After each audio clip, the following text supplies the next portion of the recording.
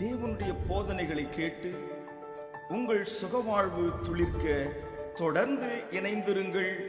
உங்கள் கிருபை தொலைக்காட்சி, grace TV.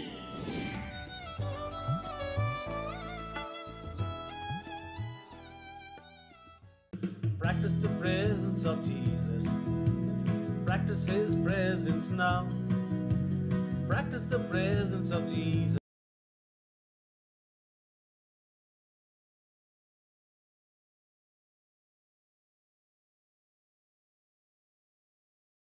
Dear pastors, I am happy to be here in your midst this morning. இந்த காலை வேளையிலே உங்கள் மத்தியிலே இருப்பதிலே போதர்களே எனக்கு மிகுந்த மகிழ்ச்சி. The Lord's undeserved presence make me every day strengthening and strengthening. ஒவ்வொரு நாளும் தகுதியில்லாத தேவனுடைய ஈவாகிய அவருடைய வல்லமை என்னை ஒவ்வொரு நாளும் பலப்படுத்திக் கொண்டிருக்கிறது. My youth is being renewed like eagle every day. கழுகுக்கு சமானமாய் என்னுடைய வயது ஒவ்வொரு நாளும் வால வயதாய் மாறிக்கொண்டே இருக்கிறது. And I am running around the place and giving messages to the pastors mainly. நான் अनेक இடங்களிலே சென்று குறிப்பாக போதகமார்களுக்கு நான் பிரசங்கித்துக் கொண்டிருக்கிறேன். My intention is to incite your heart, let your heart be anchored on the revelation knowledge. தேவனுடைய வெளிப்பாட்டின் அறிவினால் உங்களுடைய இதயம் நங்கூரமாக்கப்பட வேண்டும் என்று சொல்லி நான் வாஞ்சிக்கிறேன், விரும்புகிறேன். Yesterday's meal is not sufficient to live on today. நேற்றைக்கு சாப்பிட்ட சாப்பாடு இன்றைக்கு நமக்கு போதுமானதா இருக்காது. சரிங்களா? We need a fresh, hot food so that we can be again rejuvenated and energetic and move on. ஆகவே இன்றைக்கு தேவையான நல்ல உணவு நமக்கு தேவை. அப்பொழுதுதான் சுறுசுறுப்பாக இயங்க முடியும். The revelation knowledge is like eating every day. இந்த வெளிப்பாட்டின் அறிவு கூட ஒவ்வொரு நாளும் எப்படி ஆகாரம் உண்ணுகிறோமோ அவ்விதமாகத்தான். Yesterday's food is not sufficient, not enough to live on today. நேற்றைய உணவு இன்றைக்கு வாழ்வதற்கு போதுமானதா இல்லை. That is what word of God says. The lack of revelation, my people are being perished. ஆகவேதான் தேவனுடைய வார்த்தை விதமாக சொல்லுகிறது, தரிசனம் இல்லாத இடங்களில் ஜனங்கள் சீர்கெட்டு போவார்கள். Not because of the knowledge or understanding, but because of the lack of revelation, people are being perished. ஆகவே தீர்க்க தரிசனம் இல்லாத இடங்களில் ஜனங்கள் சீரழிந்து போவார்கள் என்று சொல்லி வேதம் சொல்லுகிறது. English people came to this place and they brought us a revelation that right living is the way we can receive God's blessings. ஆங்கிலேயர்கள் अनेक ஆண்டுகளுக்கு முன்பாக வந்து சரியான வாழ்வு வாழ வேண்டும் என்று சொன்ன வெளிப்பாட்டை நமக்கு சொல்லிக் கொடுத்தார்கள். We started living right and we have grown up such a way that Christianity is still growing, the churches are still multiplying, but the people who brought us this revelation, they have stopped preaching this revelation. अनेक ஆண்டுகளுக்கு முன்பாக கொண்டு வரப்பட்ட சரியான வாழ்வு வாழ வேண்டும் என்ற அந்த வெளிப்பாட்டின்படி நாம் வாழ்ந்து கொண்டிருக்கிறோம், நாம் ஊழியம் செய்து கொண்டிருக்கிறோம். ஆனால் யார் நமக்கு அதை சொல்லிக் கொடுத்தார்களோ அவர்கள் அதை சொல்லுவதை நிறுத்திவிட்டார்கள். They have changed the revelation. அவருடைய வெளிப்பாட்டை அவர்கள் இன்று மாற்றிக் கொண்டார்கள். Because all the churches or the episcopal churches, architectural churches, they keep on preaching right living, the young people have left the church forever. ஏனென்று சொன்னால் இன்றைக்கு மெயின் லைன் சர்ச்சஸ் என்று திருச்சபைகள் என்று சொல்லுகின்றதான திருச்சபைகளிலே இப்படிப்பட்ட வெளிப்பாடை பேசுகிறதினாலே சபையில் இருக்கின்றதான வாலிப பிள்ளைகள் எல்லாம் சபையை விட்டு வெளியேறி விட்டார்கள். In Europe, America, all these architectural churches are being sold out for other religious purpose. இன்றைக்கு ஐரோப்பிய நாடுகளிலும் அமெரிக்க நாடுகளிலும் பார்க்கிற பொழுது திருச்சபைகள் எல்லாம் மற்ற மதத்தினருக்கு விற்பனை செய்யப்பட்டது கொண்டதாக விற்று கொண்டிருக்கிறார்கள். Only people of 80 and above, just shivering people, just walking very hard to walk, very difficult to walk. Such above 80 age people are gathering there in the architectural churches in Europe. இன்றைக்கு ஐரோப்பிய தேசத்திலே பார்க்கிற பொழுது வயது முதிர்ந்த 80-90களில் இருக்கின்றதான பெரியவர்கள் தான் தள்ளாடி தள்ளாடி திருச்சபைகளுக்கு சென்று கொண்டிருக்கிறார்கள். Young people have gone astray. ஆனால் வாலிப பிள்ளைகளோ திருச்சபையை விட்டு வழிமாறி போய்விட்டார்கள். Still they are preaching the right living, right living. Don't be believer only, be doer as well. காரணம் இப்படி இருந்த பட்சத்திலும் இன்னும் திருச்சபைகளிலே சரியான வாழ்வு வாழுங்கள், கேட்கிறவர்களாக மாத்திரமல்ல அதன்படி செய்கிறவர்களாக இருங்கள் என்று சொல்லி பிரசங்கிக்கிறதை நாம் இன்னும் கேள்விப்பட்டுக் கொண்டுதான் இருக்கிறோம். Should not be the hearers only but the doers as well. This is the way they are still preaching, but young people are going away. நீங்கள் வசனத்தை கேட்கிறவர்களாக மாத்திரமல்ல அதன்படி செய்கிறவர்களாக இருங்கள் என்ற செய்தியை தான் இன்றைக்கும் ஐரோப்பிய கண்டத்திலே பேசிக் கொண்டிருக்கிறார்கள். இன்னொரு பக்கம் திருச்சபையிலிருந்து வாலிப பிள்ளைகள் வெளியேறி கொண்டிருக்கிறார்கள். The new revelation has come, and more than many thousands of preachers across the world, and they are all preaching the not right living but right believing. இன்றைக்கு புதிய வெளிப்பாடு வந்துவிட்டது. அநேக திருச்சபைகளிலே ஆயிரமானவர்கள் இந்த வெளிப்பாட்டை குறித்து பேசிக் கொண்டிருக்கிறார்கள். அது சரியானதை நம்ப வேண்டும், விசுவாசிக்க வேண்டும் என்கின்றதான வெளிப்பாடு. So many preachers being emerged. God is raising hundreds and hundreds of preachers who are preaching this grace revelation, that is right believing. ஆகவே இன்றைக்கு கிருபையின் வெளிப்பாடுகளை சத்தியங்களை பேசுகிறதான ஆயிரமான மக்களை ஆண்டவர் உலகம் முழுவதும் எழுப்பி கொண்டிருக்கிறார். இந்த கிருபையின் செய்தி என்ன என்று சொன்னால் சரியானதை விசுவாசியுங்கள், நம்புங்கள் என்கின்றதான வெளிப்பாடு. India, I don't know how many people are preaching this revelation, but I have started preaching this new revelation, revelation of grace. இந்திய தேசத்திலே எத்தனை பேர் இந்த வெளிப்பாடை குறித்து பேசுகிறார்களோ எனக்கு தெரியாது. ஆனால் சரியானதை நம்புங்கள், விசுவாசியுங்கள் என்கின்றதான இந்த வெளிப்பாட்டை, கிருபையை குறித்த வெளிப்பாட்டை நான் பிரசங்கித்துக் கொண்டிருக்கிறேன். The more I preach about the grace revelation, the grace knowledge, revelation knowledge, the more God filling me with every day. ஒவ்வொரு நாளும் நான் எவ்வளவுக்கு அதிகமாய் கிருபையின் குறித்த வெளிப்பாடுகளை குறித்து பிரசங்கிக்கிறேனோ அந்த கிருபையை என்னுடைய வாழ்க்கையிலே என் இதயத்திலே ஆண்டவர் நிரப்பிக் கொண்டே இருக்கிறார். That old revelation, the right living, has brought about a order that we call it church order. அந்த சரியான வாழ்க்கை வாழுங்கள் என்று சொல்லுகிறதான அந்த பழைய வெளிப்பாடு அது சபையினுடைய ஒழுங்காக இருக்கிறது. That is the system, the merit system that the churches are following. அது ஒரு அந்த அட்டவணை எப்படி என்று சொன்னால் மதிப்பீடுகளின் அடிப்படையில் வாழ்கின்றதான ஒரு அட்டவணையாய் பழைய வெளிப்பாடு இருக்கிறது. That is a university system, college system, school system, merit system. You merit more, you will come out successful. நீங்கள் எவ்வளவுக்கு அதிகமாய் மதிப்பெண் எடுக்கிறீர்களோ அவ்வளவுக்கு அதிகமாய் நீங்கள் வெற்றி உள்ள வாழ்க்கை வாழ்வீர்கள் என்று சொல்லி கல்லூரி பல்கலைக்கழகங்களிலே மதிப்பீடுகள் இருக்கிறதே அவ்விதமான ஒரு வெளிப்பாடு அந்த வெளிப்பாடு. The same system is being followed in the architectural evangelical churches. இன்றைக்கு அதே விதமான மதிப்பீடு தான் இன்றைக்கு இவாஞ்சலிக்கல் என்று சொல்லுகின்றதான திருச்சபைகளிலும் இன்றைக்கு பிரசங்கிக்கப்படுகிறது.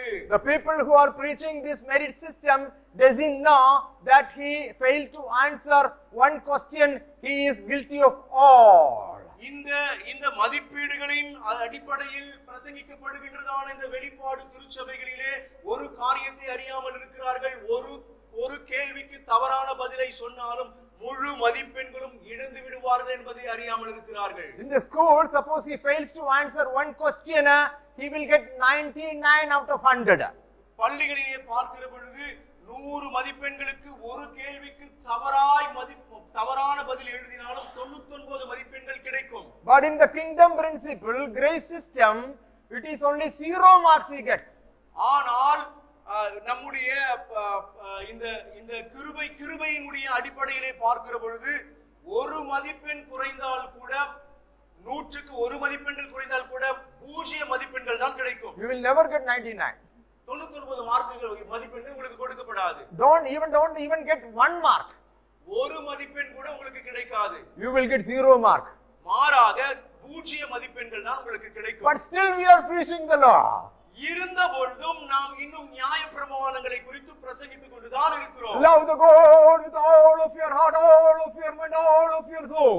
முழு இதயத்தோடும் முழு ஆத்துமாவோடும் தேவனிடத்திலே அன்பு கூறுங்கள் என்று பிரசங்கித்துக் கொண்டே இருக்கிறோம். He doesn't know that it is possible. It is not possible for himself to practice it. பிரசங்கிக்கிறவராலேயே இதை நிறைவேற்ற முடியாது என்று தெரிந்திருந்தாலும் இதே பிரசங்கங்களை அவர் பிரசங்கித்துக் கொண்டிருக்கிறார். Am I right? நான் சொல்வது சரிதானே? Hallelujah.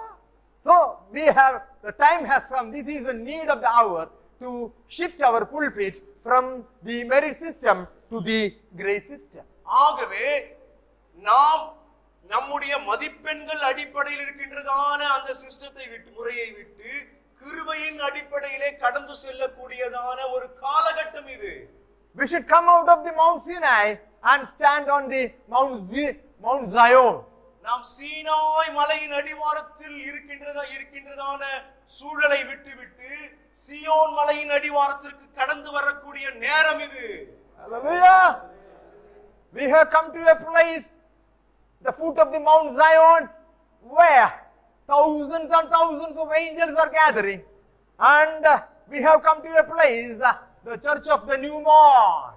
நாம் அந்த சீனாய் மலையின் அடிவாரத்தில் இருந்து ஆயிரமான தூதர்கள் படை சூடுகின்றதான சியோன் மலையின் அடிவாரத்திற்கு வந்திருக்கிற ஒரு நேரம் இது. அங்குதான் திருச்சபை பிறந்தது. The Mount Zion is called the city of God, city of God. Zion மலை என்று சொன்னால் அது தேவனுடைய நகரம் என்று சொல்லி பொருள்படும். If you are preaching the law on the pulpit, you are using the pulpit to bring the law to the people, you are still standing on the Mount Sinai. நீங்கள் உங்களுடைய பிரசங்க பீடத்தை பயன்படுத்தி கொண்டு நியாயப்பிரமாணங்களை குறித்து மாத்திரம் போதிக்கிறவர்களாக இருந்தீர்கள் என்று சொன்னால் நீங்கள் இன்னும் சீனாய் மலையின் அடிவாரத்தில் தான் இருக்கிறீர்கள். சியோன் மலையின் அடிவாரத்திற்கு இன்னும் வரவில்லை. If you are always just open your mouth and start speaking about the goodness of God, the mercy of God, the grace of God, yes, no doubt you are standing on the Mount Zion, the city of God. தேவனுடைய கிருபையை குறித்தும் நன்மைகளை குறித்தும் போதிக்கிறவர்களாக இருப்பீர்கள் என்று சொன்னால் நீங்கள் ஏற்கனவே சியோன் மலையில் இருந்துதான் நீங்கள் பிரசங்கித்துக் கொண்டிருக்கிறீர்கள் என்பதிலே எந்த விதமான ஐயப்பாடும் இல்லை. Hallelujah. So come to the Mount Zion, stand boldly and speak the goodness of God. ஆகவே சியோன் மலையின் அடிவாரத்திற்கு கடந்து வாருங்கள், தைரியமாக நின்று தேவன் செய்த நன்மைகளை குறித்து பிரசங்கியுங்கள். The goodness of God we can see only in the life of Jesus, no one else. தேவனுடைய நன்மையை நாம் இயேசு கிறிஸ்துவினுடைய வாழ்க்கையில் மாத்திரமே பார்க்க முடியும், வேறு யாருடைய வாழ்க்கையிலும் நாம் பார்க்க முடியாது. Hallelujah. Pastors, when Jesus is tough, he is not harmful. போதகமார்களே, இயேசு கிறிஸ்து சற்று கடினமானவராய் இருந்தாலும் அவர் தீங்கிழைக்கிற தெய்வம் அல்ல. And when he is kind, he is not soft. அவர் அன்புள்ள தெய்வமாய் இருந்தாலும் அவர் மென்மையான தெய்வமும் அல்ல. Hallelujah. He was so kind to the young rich man. அவர் அந்த பணக்கார வாலிபனுக்கு மிகுந்த இரக்கமுள்ளவராய் இருந்தார். He was so kind, so loving to the young rich ruler. அந்த பணக்கார அந்த வாலிபன், அந்த அதிகாரி, அவனிடத்திலே அன்புள்ளவராக தான் ஆண்டவர் இருந்தார். But he is not soft when he started talking about the law. ஆனால் அந்த வாலிபன் நியாயப்பிரமாணங்களை கடைபிடிக்கிறேன் என்று கூறுகிற பொழுது அவர் அவனிடத்திலே மென்மையாய் நடந்து கொள்ளவில்லை. No, he is so strong. அவனிடத்திலே சற்று கடினமாகவே நடந்து கொண்டார். Hallelujah. He said, should not murder, should not commit adultery, and should not steal, should not lie, and love your neighbor like yourself, honor your father and mother. These are all the commandments Jesus wanted him to follow. இயேசு கிறிஸ்து அவனிடத்திலே சொல்லுகிறார், கொலை செய்யாதிருப்பாயாக, விபச்சாரம் செய்யாதிருப்பாயாக, உன் தாயும் தகப்பனையும் கனம் பண்ணுவாயாக என்று எல்லா நியாய பிரமாணங்களையும் அவனிடத்திலே ஆண்டவர் எதிர்பார்க்கிறார். And he said, no, from the childhood I kept it on. ஆனால் அந்த வாலிபன் சொல்லுகிறான், நான் சிறு வயது முதல் இவைகளை எல்லாம் கை கொண்டிருக்கிறேனே. And Jesus then again little bit uplifted the law. Little uplifted. Yes? இந்த இடத்துல இயேசு கிறிஸ்து என்ன செய்கிறார்? நியாயப்பிரமாணத்தை சற்று தூக்கி பிடிக்கிறார். And you know the high jump, have you seen high jump? இந்த ஹை ஜம்ப் விளையாடுகளை நீ பார்த்திருப்பீர்கள். The performer, the athlete, see that he can jump over the road, that is placed in between the stump. அந்த இடத்திலே வைக்கப்பட்டதான அந்த அந்த அந்த கொம்பை அந்த அந்த அந்த வீரர் தாண்டி குதிக்க வேண்டும் இல்லைங்களா? When he feels that I can, the coach will come and he raises it a little bit. அந்த அளவுகோலை பார்த்து குதிக்கலாம்னு சொல்லி நினைக்கும் பொழுது கோச் என்ன பண்ணுவாரு, வந்து இன்னும் கொஞ்சம் ஹைட் தூக்கி வைப்பாரு. And again the coach sees that he can easily jump it over, then again he raises it. கொஞ்ச நேரம் கழிச்சு இத தாண்டிடலாம்னு சொல்லி அவன் நினைப்பான், இன்னும் கொஞ்சம் தூக்கி வைப்பாரு. And here Jesus also raised the stump. இவ்விதமாகத்தான் நியாயப்பிரமாணத்தை ஆண்டவர் கொஞ்சம் தூக்கி மேல வைக்கிறாரு. Hallelujah.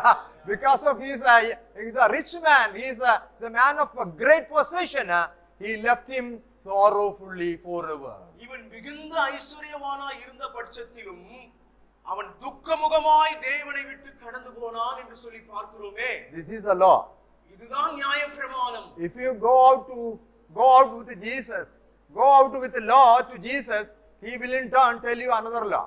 நீங்கள் இவ்விதமாகத்தான் நியாயப்பிரமாணத்தை பிடித்துக்கொண்டு ஆண்டவரை அணுகுவீர்கள் என்று சொன்னால் அவர் அதற்கு மேலே இன்னொரு நியாயப்பிரமாணத்தை உங்களுக்கு சுட்டி காட்டுவார். That is what he made a sermon on the mount. இவ்விதமாக மலை பிரசங்கத்தை இயேசு கிறிஸ்து செய்தார். Hallelujah. He made a sermon on the mount. It is a very popular sermon. இந்த மலை பிரசங்கம் மிகவும் ஒரு வல்லமையா வாய்ந்த ஒரு செய்தி, நம்ம எல்லாரும் அறிந்ததுதான். God gave law to the people of Israel to see that. Yes. Jesus made a sermon on the mount. இயேசு கிறிஸ்து மலை பிரசங்கத்தை பொழிகிறார். So he talked like a king. அந்த மலை பிரசங்கத்திலே ஒரு ராஜாவை போன்ற தோரணையிலே அவர் பேசுகிறார். Yes, he is a king, but he is a servant as well. அவர் ஒரு ராஜாவாய் இருந்த பொழுதும் ஒரு வேலைக்காரனாய் தான் இருக்கிறார். Amen. Hallelujah. He is a king, but a servant as well. அவர் ராஜாவுமாய் இருக்கிறார், அதே நேரத்தில் பணிவிடைக்காரனாயும் இருக்கிறார். The man who made a sermon of mount, we cannot expect him coming down to the people, the men who are perishing, who are dying. அந்த மலை பிரசங்கத்தை பேசுகிற அந்த மனிதன் ஜனங்களுக்காக கீழே இறங்கி வந்து மரிக்க வேண்டும் என்று சொல்லி நாம் எதிர்பார்க்க முடியாது. No. The king, he talked like a king on the mount. அந்த மலையின் மேல் அமர்ந்து கொண்டு ராஜாவை போல போதிக்கிறார். Yes, the same king, immediately we can see him down to the foot of the mountain where the people like we are dying. அதே ராஜா அந்த மலை அடிவாரத்திற்கு இறங்கி வந்து நீங்களும் நானும் மரித்து கொண்டிருக்கிற அந்த இடத்திலே ஒரு வேலைக்காரனாய் நிற்கிறார். Hallelujah. The 5th chapter he made a sermon of mount. மத்தேயு 5ஆம் அதிகாரத்திலே மலை பிரசங்கத்தை குறித்து பேசுகிறார். 8th chapter he is the foot of the mount. ஆனால் 8ஆம் அதிகாரத்திலே அந்த மலையின் அடிவாரத்திலே அவர் இறங்கி வந்து விடுகிறார். Because there is a dying people like us, நம்மை போல செத்துக் கொண்டிருக்கிற ஜனங்கள் அங்கு இருக்கிறார்கள். who are died in sin, பாவத்தில் மரித்து கொண்டிருக்கிறார்கள். dying in sickness. வியாதியில் மரித்து கொண்டிருக்கிறார்கள். A leper immediately approached him in chapter 8 verse 2. மத்தேயு 8ஆம் அதிகாரம் 2ஆம் வசனத்திலே ஒரு குஷ்டரோகி அவரை அணுகுகிறதை பார்க்கிறோம். Hallelujah. According to the sermon he made on the mount, no leper, no one is qualified to receive God's goodness and mercy. மத்தேயு 5ஆம் அதிகாரத்திலே மலை பிரசங்கத்தினுடைய அடிப்படையிலே ஒரு குஷ்டரோகியும் அவரிடத்திலே நெருங்கி வர முடியாது. Hallelujah. Because nobody is qualified. ஏனென்றால் ஒருவரும் அங்கு அவரை நெருங்கி வருவதற்கு தகுதி உடையவர்கள். Nobody deserve to receive healing. சுகத்தை பெற்றுக்கொள்வதற்கு ஒருவருக்கும் தகுதி இல்லை. Because you say do not commit murder. ஏனென்றால் கொலை செய்யாதிருப்பாயாக என்று சொல்லுகிற நீங்கள். But if you speak that your friend is a fool, then you are in danger to be thrown into the fire. உங்களுடைய சகோதரனை பார்த்து முட்டாள் என்று சொல்லுகிறவன் எரி நரகத்திற்கு ஏதுவாய் இருக்கிறான் என்று சொல்லி இருக்கிறாரே. And he was talking like a king. அந்த மலை பிரசங்கத்திலே ஒரு ராஜாவின் தோரணையில் அவர் பேசுகிறார். Hallelujah. And if you give your eyes to a woman, you have already committed adultery. ஒரு பெண்ணை தவறான கண்ணோடு பார்க்கிற பொழுது நீ ஏற்கனவே அவரிடத்தில் விபச்சாரம் செய்தாயிற்று என்று சொல்லுகிறாரே. If your hand causes to sin, then you should cut it off. உன்னுடைய கை உனக்கு இடரல் உண்டாக்கினால் அதை தரித்து போடு என்று சொல்லுகிறாரே. And if you give your eyes to a woman, you gouge it out, you pluck it out and throw. ஒரு ஸ்திரியை இச்சையோடு பார்க்கிறவனுடைய கண்களை நீ புடுங்கி எறிந்து போடணும்னு சொல்றாரே. But we are conducting seminars and seminars one after another to teaching this Mount Sir, the Sermon of Mount. ஆனால் என்ன நடக்கிறது? பல போதக கருத்தரங்குகள் மத்தேயு 5ஆம் அதிகாரத்தை போதிப்பதற்காகவே வைக்கப்படுகிறது. And so many seminars are being conducted across India, across Tamil Nadu to teach the people the 10 commandments. அநேக போதக கருத்தரங்குகள் தமிழ்நாடு முழுவதும் நடந்து கொண்டிருக்கிறது. எதை போதிப்பதற்கு என்று சொன்னால் 10 கற்பனைகளை போதிப்பதற்காக நடந்து கொண்டிருக்கிறது. They are killing people silently. ஆனால் அமைதியாக ஜனங்களை கொன்று கொண்டிருக்கிறார்கள். Am I right? நான் சொல்வது சரிதானே? Am I right? They are killing, they are slaughtering people silently. அமைதியாக அநேகரை இப்படிப்பட்ட செய்திகளை கொடுத்து கொன்று கொண்டிருக்கிறார்கள். And the man who is preaching also being killed. அதை பிரசங்கிக்கிறவரும் கொல்லப்படுகிறார் கடைசியில். Why? Because the lack of revelation knowledge. ஏன் என்று சொன்னால் இந்த வெளிப்பாட்டின் அறிவு இல்லாததினாலே. You see, a king, Jesus talked like a king on the mount. He made a sermon of mount. Talked like this. Nobody is eligible, nobody is qualified, nobody has received God's goodness and mercy. இந்த மத்தேயு 5ஆம் அதிகாரத்திலே ஒரு ராஜாவை போல தேவனுடைய இரக்கத்தையும் நன்மையும் பெறுவதற்கு ஒருவரும் தகுதி இல்லை என்று சொல்லி பிரசங்கிக்கிற அதே இயேசு கிறிஸ்து. If somebody heard that I am not committing adultery, I am not stealing, I am not killing, I am not murdering, but as soon as he heard the Sermon of Mount, he killed himself. He realized that I am not worthy, I am not a worthy person, I am not deserved to receive anything from God. நான் கொலை செய்வதில்லை, நான் களவு செய்வதில்லை, நான் விபச்சாரம் செய்வதில்லை என்று சொல்லுகிற யாரா இருந்தாலும் மத்தேயு 5ஆம் அதிகாரத்தினுடைய மலை பிரசங்கத்தை கேட்கிற பொழுது அவன் கொல்லப்படுவான் ஆவியிலே. ஏனென்று சொன்னால் ஒருவரும் அந்த இடத்தில் தகுதியை பெற்றுக்கொள்ள முடியாது. Hallelujah. He will be killed himself as soon as he heard the Sermon of Mount. மலை பிரசங்கத்தை கேட்கிற பொழுதே தற்கொலை செய்து கொள்வதற்கு சமமாய் ஒருவன் கருதப்படுவான். You see, you must have thinking that this man could have come earlier. நீங்க ஒருவேளை யோசிச்சிருக்கலாம், இந்த மனுஷன் கொஞ்சம் முன்னாடியே வந்து நமக்கு இந்த செய்தியை எல்லாம் சொல்லி இருக்கலாம். This is what the people are feeling nowadays. இவ்விதமாகத்தான் போகிற இடங்களிலே ஜனங்கள் உணர்வடைகிறார்கள். The same king made a Sermon of Mount. We can see in chapter 8, Matthew chapter 8, he is in the foot of the mount.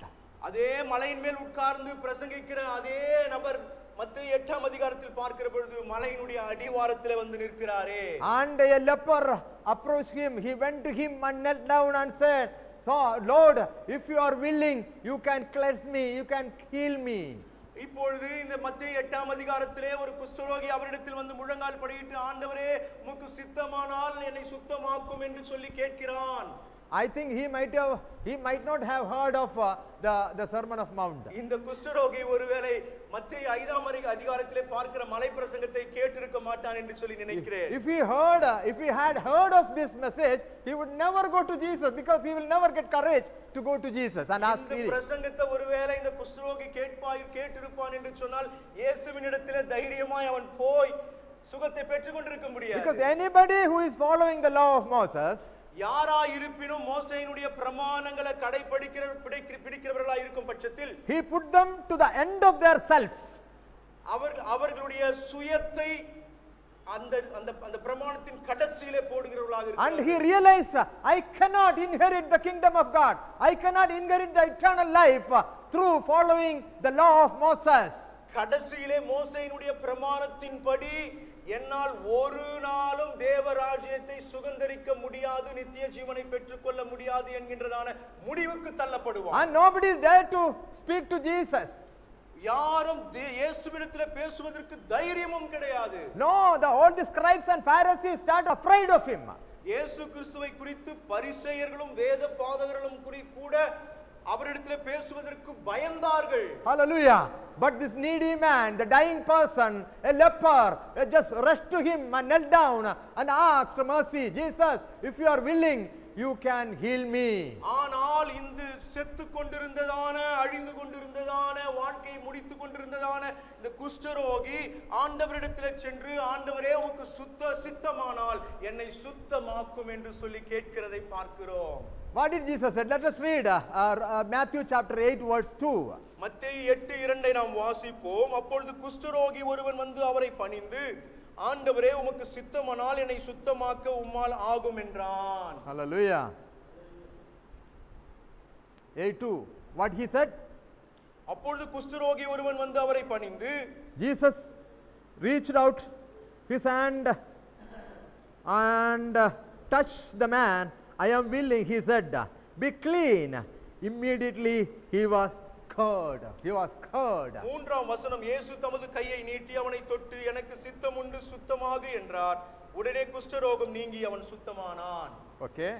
Then according to the Mount Sermon, ஆனால் மலை பிரசங்கத்தினுடைய அடிப்படையில், or the Sermon of Mount, மலை பிரசங்கத்தினுடைய படி, is he eligible to receive God's goodness? இந்த குஷ்டரோகி சுகத்தை பெற்றுக்கொள்வதற்கு தகுதி உடையவனா? Hallelujah. He is not deserved to be healed. சுகத்தை பெற்றுக்கொள்வதற்கு இவன் தகுதி உடையவன், பாத்திரவானே கிடையாது. Then why did God, Jesus, heal him? ஆனால் இயேசு கிறிஸ்து இருப்பினும் எதற்காக இவனை சுகமாக்கினார்? That is what I said. He is a king. When he was a king, and he servant as well. ஆகவேதான் நான் சொன்னேன், அவர் ராஜாவாய் இருந்தார். Chapter 19 we can read in Practice the presence of Jesus. Practice his presence now.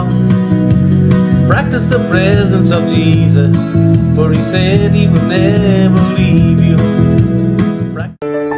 தேவனுடைய போதனைகளை கேட்டு உங்கள் சுகவாழ்வு துளிர்க்க தொடர்ந்து இணைந்திருங்கள். உங்கள் கிருபை தொலைக்காட்சி, கிரேஸ் டிவி.